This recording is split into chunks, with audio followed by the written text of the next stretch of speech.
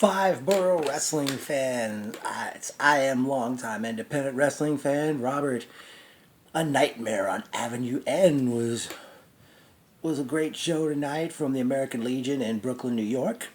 We had a pre-show match which saw Francis Kipling Stevens and CPA defeat Sasha Jenkins and Max Caster. Then we had the opening main show. We saw Sonny Kiss defeat Robbie E. After the match, Absolute Alvin comes out with flowers and chocolates for Sonny Kiss, and Ultimo Myers convincing Alvin, no, it's really a man. And Alvin basically got shot down, and at that point it was time for the five-way matchup, which saw Absolute Alvin defeat All-Star Lou Torres, Jess Neff, Tyler J. Rowe Murphy, and Firebird Jorge Santi in a very good matchup.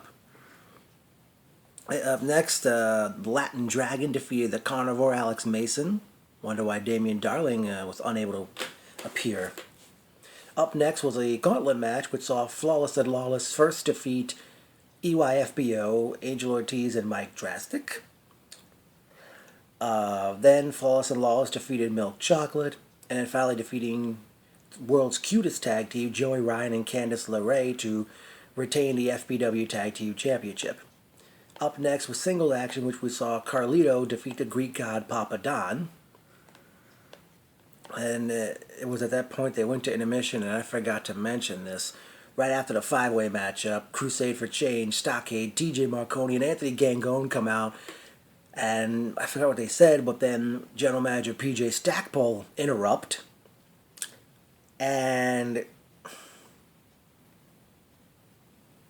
Stackpole tells him, you do not own FBW. And before anything's done, Man of Steel Mike Verna comes out.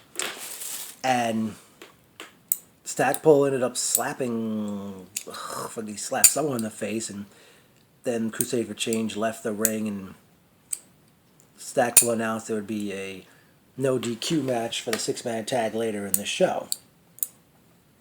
Okay, well, right after intermission ended, we saw the American Nightmare Logan Black defeat Chainsaw Joe Gacy. In my opinion, this was an upset in my view. I really thought Gacy was going to win this matchup. Up next, the Product David Starr and the Lariat DJ Hyde defeat the Prince of Queens Brian Myers and Too Cocky Kevin Matthews. David Starr pinned Brian Myers, so I don't know if he'll get another title shot. And then it was main event time as the Crusade for Change, Stockade, TJ Marconi, and Anthony Gangone took on Man of Steel, Mike Verna, Rude Boy Riley, and Talon. Crazy matchup to say the least, which saw like the guardrail right in front of us basically get knocked down and destroyed. Eventually, a whole bunch of people coming out from behind the curtain and even from the front door wearing masks, and they all did a number on Verna and Riley. Talon chased one of them to the back, and he never came back out for the match.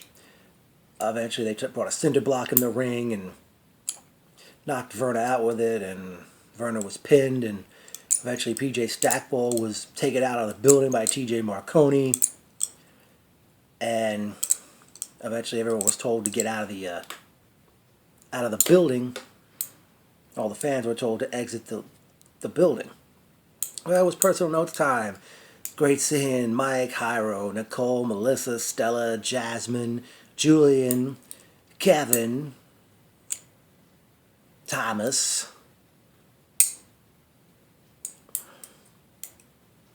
Who else I remember we saw here in this building? Oh, Wrestling Snobs, Daniel and Joey. Great seeing Ace Pro Wrestling's owner, Mike Morgan, in the building. Also saw Cheyenne. Who else did I see in the place? Well, wow. There's a lot happened in that final matchup, and all right, it's time for me to address some issues. Now, we all know what happened with Stockade pushing a fan, and then the fan retaliated by slapping it in the face. no fan, plant or not, no fan is to put their hands on a wrestler.